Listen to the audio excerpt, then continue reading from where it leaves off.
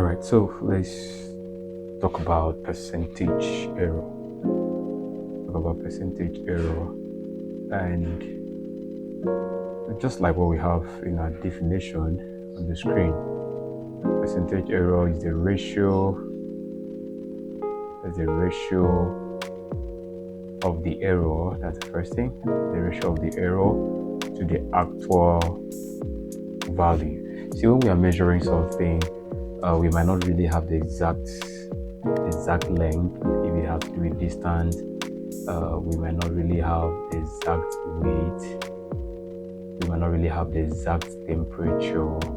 Anything that we are measuring, there could be some differences in what we are measuring to what the actual value should be, and there is always a room for error. So we can calculate the percentage error, and it is just what we're saying here is this: the ratio of error, that error is to the actual value. Let's get the actual value to be this.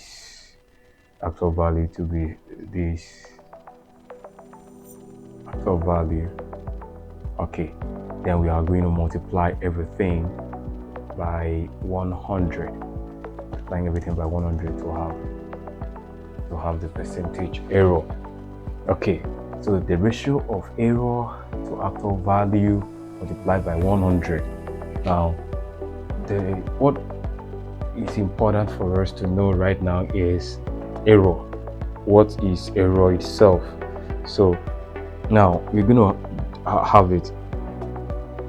What is error itself?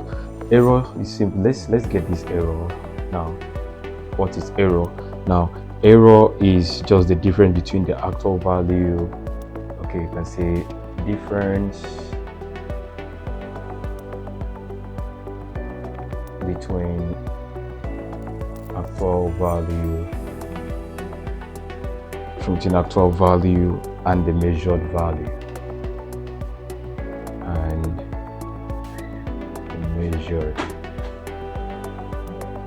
The measured value. So we call this error. That's the definition. Now the next definition that we need to know is what we could call the actual value. So we say actual value, what do we really mean by actual value? So actual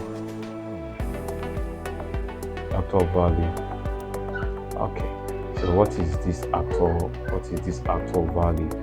Now, actual value is just very straightforward. It's what we call the true or the correct value. The true or the correct value is what we call the actual value.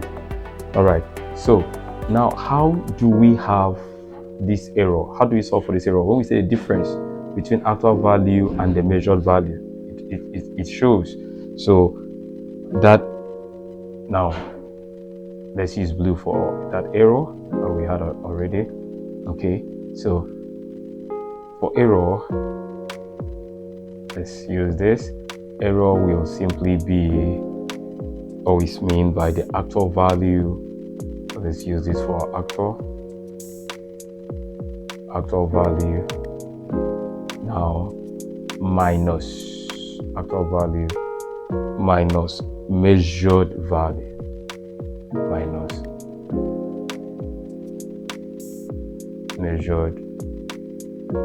That's fine. That will be for our error. Okay, and so now if we have our error as actual value all over measured value, so we can now have percentage error as is always abbreviated with PE. So you have percentage error PE. So we can now have our percentage error PE to be equal to this error. All right, this error, let's use our blue for the error.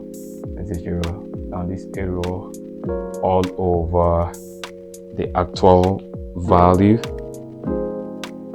all over the actual value. Let's maintain this for actual value.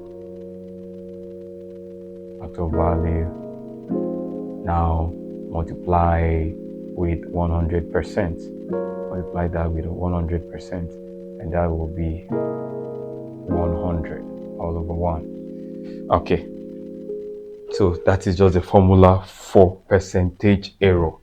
Very, very important. You don't need to forget it. Very, very important. Percentage error is just the ratio of error to the actual value multiplied by 100%. Okay, and we know very well, we've been told that error is just actual value. That's percentage error is actual value all over error times 100%. Now this is not percentage error, is error, the ratio of error. Yeah, we got it now. Ratio of error to actual value times 100%. Now we said that error itself, we now define error here, is the difference between the actual value and the measured value. All right, and then we now say that actual value is the true or the correct value. So error itself is actual value minus the measured value. All right, so don't forget this, error is actual value minus measured value. When we take some examples on this, you will understand very, very well. So in our next class, we're going to start taking some past questions, treating as many past questions as possible when it comes to percentage error. So see you in the next class. Bye.